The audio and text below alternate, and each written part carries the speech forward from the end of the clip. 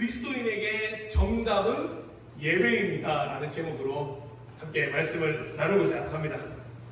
지난주에 퀴즈 기억나세요? 하나님께 드려야 할 과일 3가지 기억나십니까? 네. 네. 감사드려야 되고요. 참, 외의 기도가 필요하고요. 그리고 또요. 예배를 드려야 한다고 했습니다. 오늘 그 예배를 함께 드리시죠. 오늘은 설교를 시작하면서 찬양 한 곡을 소개해 드리면서 설교를 문을 열고자 합니다. 혹시 어노인팅 예배캠프 2017년 앨범에 수록되어 있는 나의 예배를 받으소서라는 찬양을 알고 계십니까? 개인적으로 저에게는 이 찬양이 늘 기도할 때나 묵상 전에 꼭 좀 부르게 되는 찬양입니다. 바로 이 찬양 중간에 나오는 가사 때문에 그렇습니다. 제가 가사를 한번 읽어드릴 텐데요. 기회가 되신다면 꼭 전체 곡을 한번 제가 또 나중에 카톡방에 올려놓겠습니다. 다 함께 들어보셨으면 좋겠습니다. 가사가 이렇습니다. 오 주님, 당신은 내 삶 구석구석까지 감찰하시며 나를 응원하시는 분, 내 길을 밝혀서 영원한 생명의 길로 인도하시며 나를 격려하시는 분, 크고 작은 갈등을 겪곤 하지만 항상 결국 당신을 선택합니다. 나의 유일한 고백의 대상은 오직 아름다운 당신뿐입니다. 나의 예배를 받으소서, 홀로 영광을 받으소서, 주여, 나의 주여. 이런 가사. 가사 전체가 너무도 좋지만 저는 그 중에서도 항상 결국 당신을 선택합니다 라는 구절을 정말 좋아합니다. 이 구절이야말로 지금 현재 저의 신앙 고백이기 때문에 그렇습니다. 항상 하나님을 선택하고 싶습니다. 그리고 결국에는 하나님을 선택하고 싶습니다. 모든 문제의 정답이 하나님이기 때문에 그렇습니다. 모든 문제의 정답지가 예배이기 때문에 그렇습니다. 항상 결국 하나님을 선택하는 우리 모든 예배자들이 되시길 축복합니다. 오늘 12월의 두 번째 주일 이자 당신의 예배는 어디에 있습니까? 마지막 시간입니다. 마지막 시간이자 피날레로 바로 이것에 대한 이야기를 좀 나누도록 하겠습니다. 한번 저를 따라해 주시겠습니까? 그리스도인에게 정답은 예배입니다. 그리스도인에게 정답은 예배입니다. 아멘. 그리스도인은 항상 하나님을 선택해야 합니다. 그리스도인은 결국 예배를 선택해야 합니다. 그리스도인에게 뗄래야 뗄 수 없는 가장 그리스도인다운 정체성이 무엇이라고 하면 바로 예배입니다.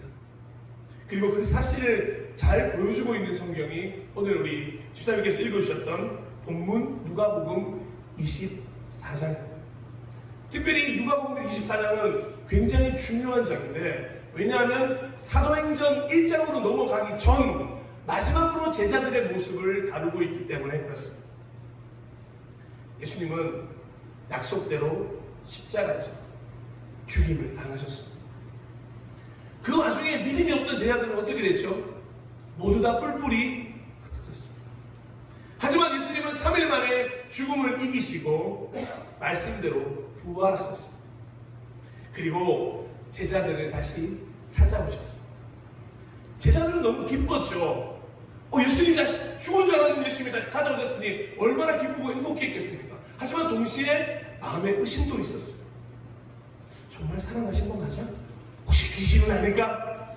하지만 예수님이 구운 물고기 한 조각을 딱 드시는 순간 음식을 먹는 거 보니 진짜 살아계시고 진짜 부활하셨구나. 의심이 점점 믿음으로 변해갔고 속에 있던 기쁨이 환희로 변해가기 시작했어요. 부활의 축제가 드디어 사람들뿐만 아니라 목자들뿐만 아니라 동방박사들뿐만 아니라 드디어 제자들에게도 시작이 되었던 것입니다. 그런데 그 상황에 예수님은 다시금 차분하게 이렇게 말씀하십니다. 누가복음 24장 44절입니다. 예수께서 그들에게 말씀하셨다. 내가 전에 너희와 함께 있을 때에 너희에게 말하기를 모세의 율법과 예언서와 시편에 나를 두고 기록한 모든 일이 반드시 이루어져야 한다고 하였다. 아멘.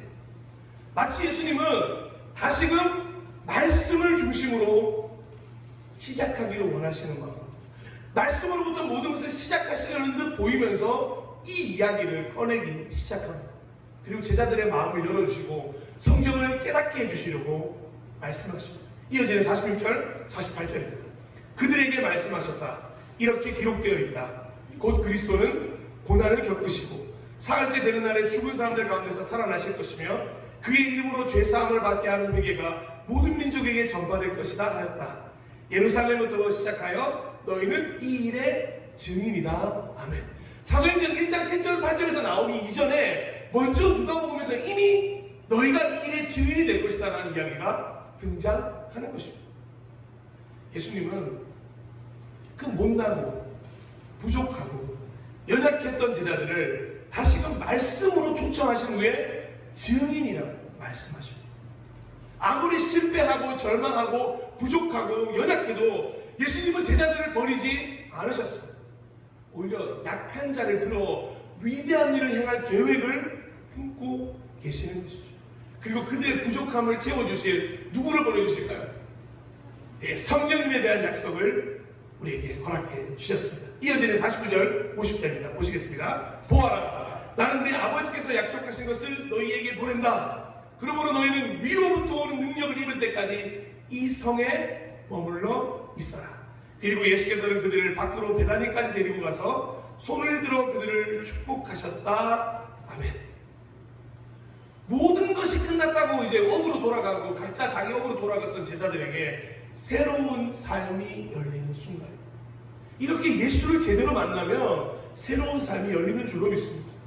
새로운 사명을 부여받고 새로운 삶이 열리고, 그리고 이제 예수님은 그 사명을 제자들에게 맡기신 다음에, 오롯이 맡기신 다음에 하늘로 올라가십니다.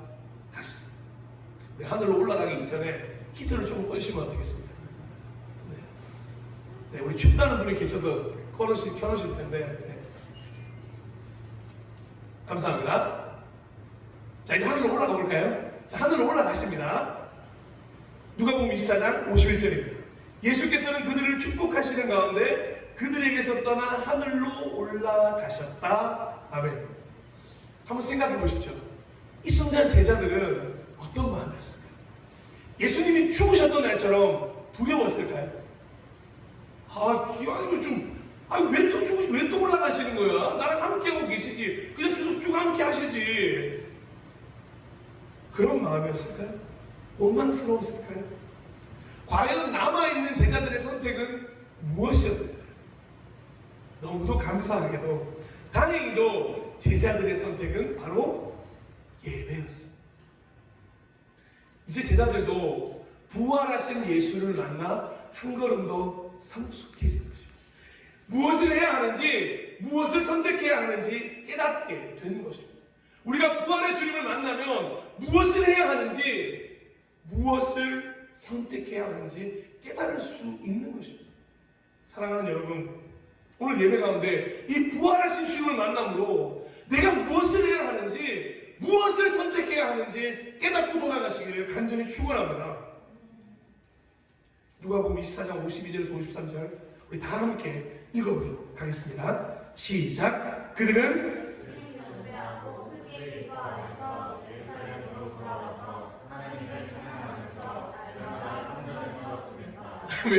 저 혼자 읽는 게 잘 낫겠는데 왜 이렇게 읽는 거야? 그들은 예수께 경배하고 크게 기뻐하며, 이 구절을 이렇게 읽는다고요? 이 구절을 그렇게 읽으면 안 돼요. 그들은 예수께 경배하고 크게 기뻐하면서 예루살렘으로 돌아가서 하나님을 찬양하면서 날마다 성전에서 지냈다, 이렇게 읽으셔야 됩니다. 왜냐? 그 기쁨이 넘쳤기 때문에 그렇습니다. 제자들은 하늘로 승천하시는 예수님께 경배하고 이제는 다시는 꺼지지 않은 그 기쁨을 소유하게 됩니다. 우리의 어떠함으로, 나의 어떠함으로 생기는 기쁨이 아니라 하늘로부터 주어지는 그 기쁨을 소유하게 된 거죠. 구원과 부활과 성령의 동행하심, 그것들에 대한 기쁨이었습니다. 그리고 그들의 행보는 이제부터 너무도 중요한 행보가 됩니다. 제자들은 다시 어디로 돌아갔다고요? 예루살렘으로 돌아갑니다. 죽음의 공포 때문에 저 예수님 믿는 자들이야 빨리 죽여 하는 그곳으로 다시 돌아가게 됩니다. 도망쳐 나왔던 예루살렘으로 다시 돌아갑니다. 마치 아브라함이 애굽으로 갔다가 가나안으로 돌아가듯이 모세가 미디안 광야에서 이집트로 돌아가서 이스라엘 백성들을 출애굽시키듯이 드디어 약속의 땅 가나안으로 이스라엘 백성들이 들어가듯이 다시 하나님께 돌아가듯 다시 예배로 돌아가듯 제자들은 예루살렘으로 돌아가기 시작합니다. 사실 당시 상황은 하나도 달라진 게 없어요.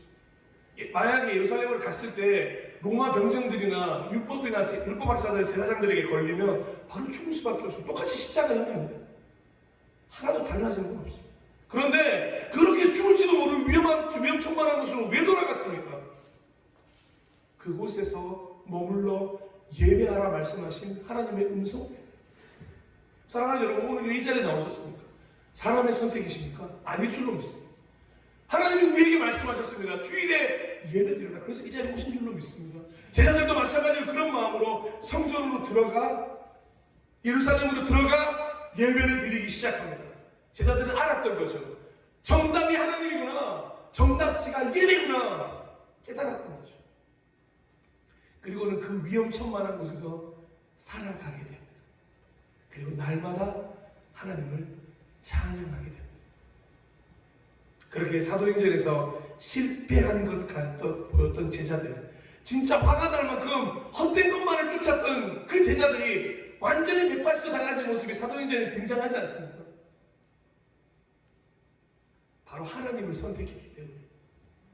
사람을 선택했다면 그런 일이 일어나지 않았을 겁니다.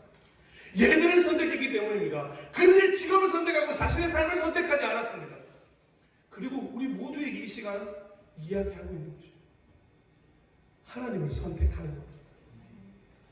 예배를 선택하는 것부터 시작하라는 겁니다. 그 이상으로 그리스도인들 모두에게 하나님과 예배는 선택이 아니라 필수라고, 그걸 잊지 말라고 말씀하시는 것입니다. 잊지 마십시오. 예배를 선택할 때 우리는 살아갈 동력을 얻을 수 있는 존재입니다. 반드시 기억해야 합니다. 예배를 선택할 때 우리에게 미래라는 희망이 주어진다는 것을, 그리고 가슴 깊이 새기고 하셨으면 좋겠습니다. 예배를 선택할 때 여전히 하나님이 우리와 함께 계신다는 사실을 가슴에 새기고 왔으면 좋겠습니다. 설사 이곳에 오기 전까지만 해도 하나님은 나가 함께하고 있지 않아, 그래도 내가 예배를 선택해 보겠어 라고 결정하셨다면 지금 이 순간부터는 다시 하나님이 우리와 임마누엘 함께 하시는 줄로 믿습니다. 우리 그 믿음 가지고 다시 세상으로 나아가야 하지 않겠습니까? 그래서 오늘은 구체적으로 어떻게 하나님을 선택하고 어떻게 예배를 선택해야 하는지 세 가지로 좀 나누어서 살펴보고자 합니다. 첫 번째, 주일 성수입니다. 더 정확하게 이야기 드리자면 자발적 주일 성수입니다. 당연히 주일은 예배드리는 날이어야 합니다. 솔직히 말씀드리면 부디 주일만이라도 예배를 드리는 날이 되셨으면 좋겠습니다.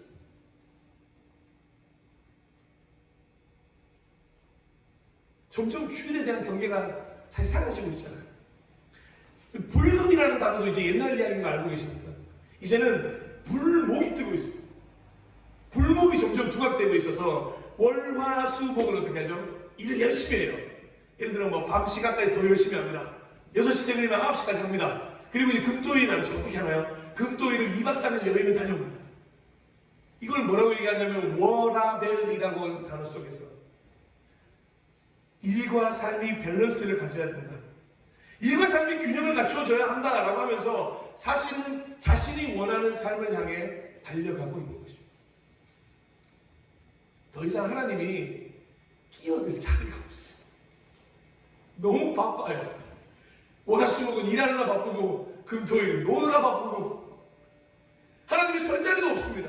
주일이라는 개념이 이미 희미해졌고 더 이상 부활을 기념하는 것도 특별히 구별해야 될 날이라는 의미도 사라져가고 있습니다. 어떤 분들은 차라리 유대인들은 왜 안식일을 강제성으로 두지 않습니까? 그래서 강제적으로 지킬 수 있는 주일을 만들면 어떻겠냐. 교회에 등록하신 분들은 무조건 강제적으로 주일은 지켜야 한다. 이런 법을 만들자라고 말씀하시는 강경파들도 있습니다.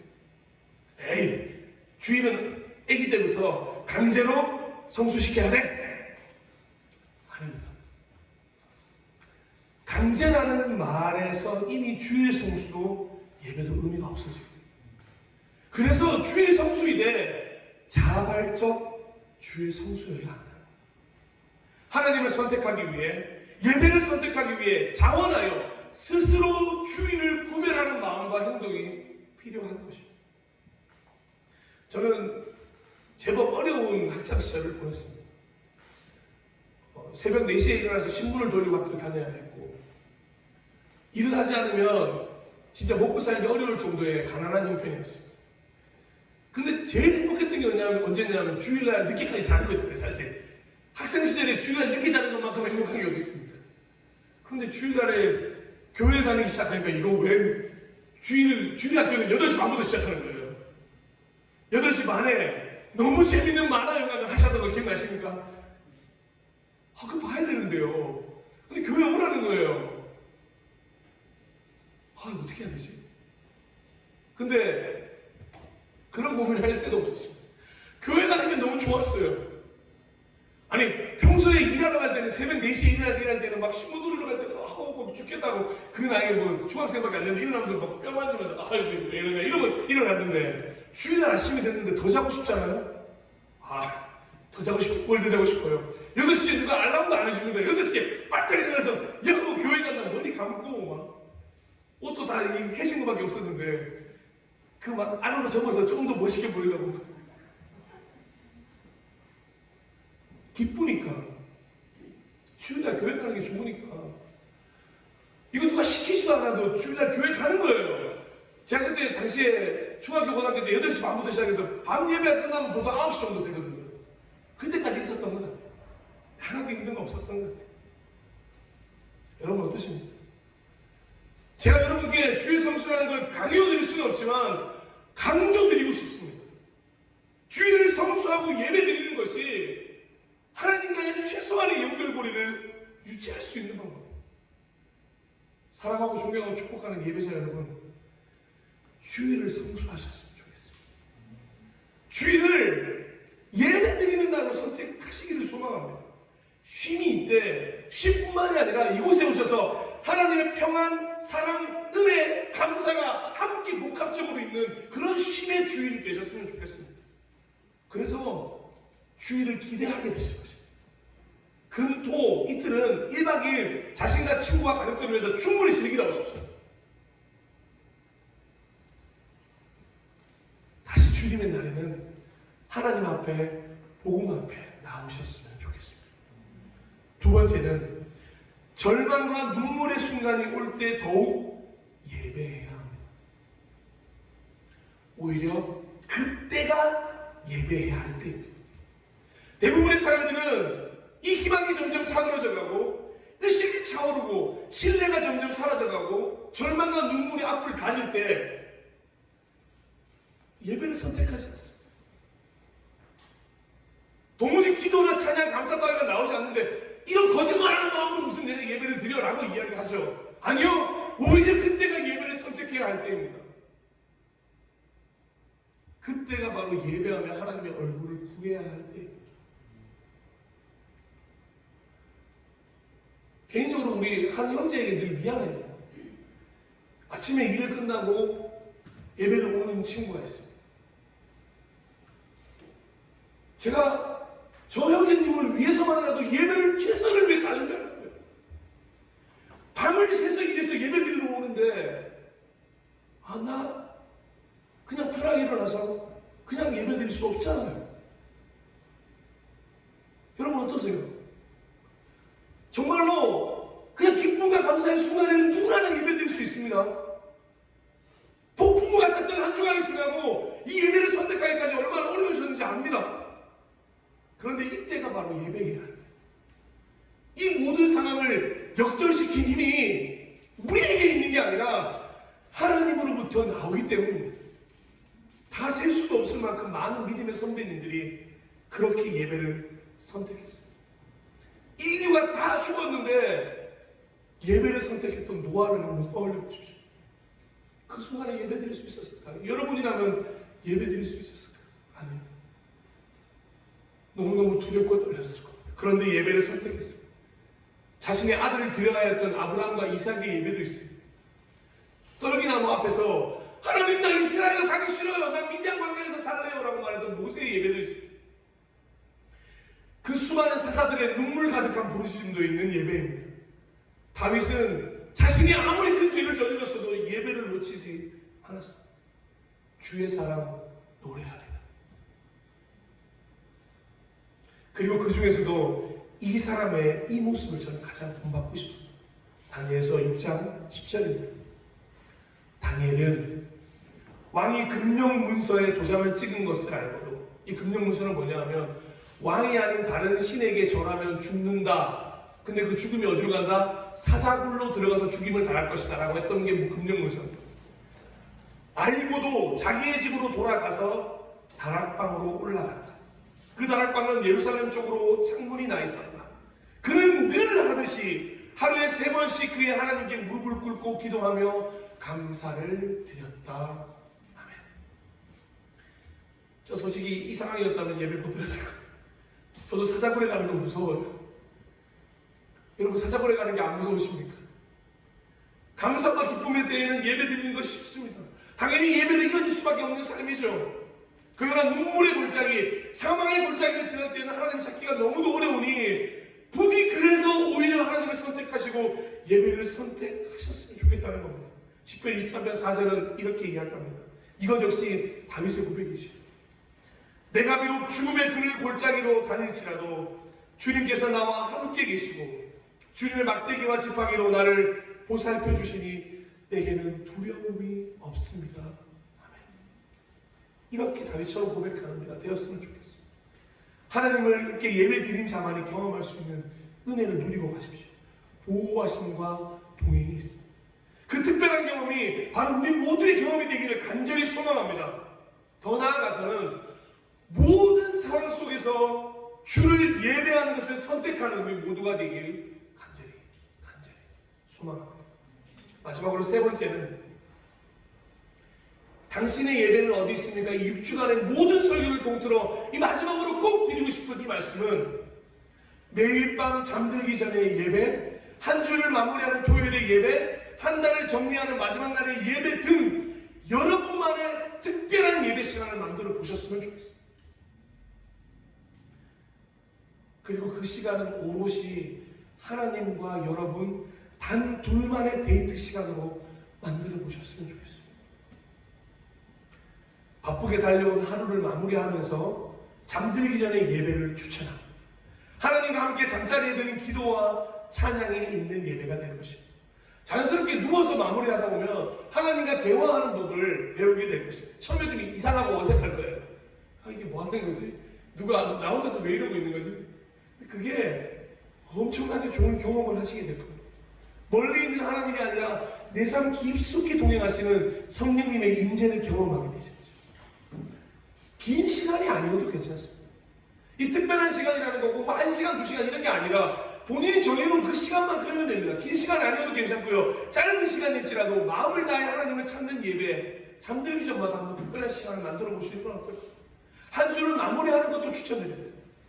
특별히 토요일 예배 스스로 만드셔도 나쁘지 않습니다. 무엇보다도 주일을 앞두고 귀한 회개 시간이 되는 것입니다. 한 주간 내가 어떻게 살았지? 내가 이렇게 살았네? 이 부분은 내가 이렇게 회개해야겠네? 이 부분은 감사해야겠네?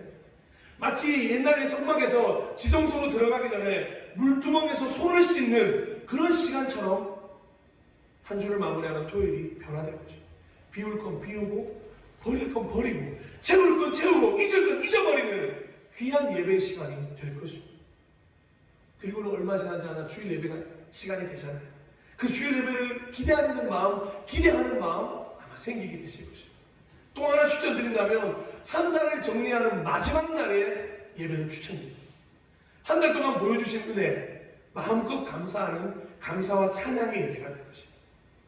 특별히 새롭게 다가올 한 달을 그래 어떻게 구상하지? 하나님 지혜를 주십시오. 이제 12월 11일 앞으로 2주만 지나면 이제 새해가 시작돼요. 벌써 50번째 주일이에요. 내년을 어떻게 계획하시겠어요? 답은 하나밖에 없습니다. 하나님과 함께 계획하시면 됩니다. 하나님이 주신 지혜로 계획하시면 2023년 반드시 풍성하리라 믿습니다. 저희가 2021년 12월에 하나님 내년에는 교회 성전에서 예배드리기를 소망합니다라고 우리 함께 그 아지트에서 기도했던 거 기억나십니까? 이루시는 하나님을 찬양합니다. 우리의 때와는 아무 상관없이 하나님의 때에 이루시는 하나님을 찬양합니다. 이렇게 여러분의 특별한 구별된 예배 시간을 만들어 보시기 바랍니다.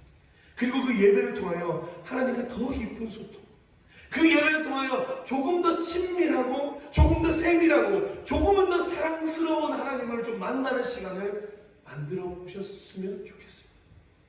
세 가지를 이렇게 정리하도록 하겠습니다. 첫 번째, 주의 성수를 통해 하나님을 선택하고 예배를 선택하는 우리 모두가 되었으면 좋겠습니다. 두 번째, 예배를 선택할 수 없는 때에 오히려 예배를 선택하는 우리 모두가 되었으면 좋겠습니다. 마지막으로 삶 속에서 특별하게 하나님을 만나고자 소망하며 예배를 만들어가는 우리 모두가 되기를 소망합니다. 사랑하고 존경하고 축복하는 예배자 여러분, 지난 6주간 예배에 대해서 함께 묵상해 주셔서 감사드립니다. 그렇다면 이제 당신의 예배는 어디에 있습니까? 이 주제에 대답하시는 시간입니다. 우리의 예배는 바로 여기에 있는 줄 믿습니다. 우리의 예배가 하나님 앞에 있는 줄로 믿습니다. 우리의 예배는 하나님의 은혜와 생명 가운데 지금도 드려지고 있음을 믿습니다.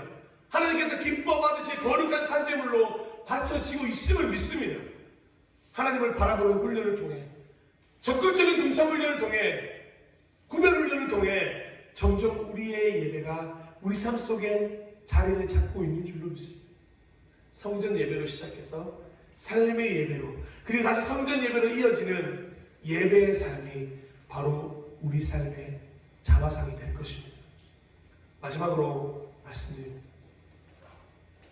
다시 한번 따라하실까요? 그리스도인들에게 정답은 하나님입니다. 그리스도인들에게 정답지는 예배입니다. 아멘. 항상 결국 하나님을 선택하고 항상 결국 예배를 선택하는 우리가 모두가 되기를 간절히 소망합니다. 그리고 앞으로 펼쳐질 많은 예배들이 우리 앞에 있습니다. 그 하나님과의 놀라운 교제가 있기를 소망합니다. 나의 예배를 받으소서.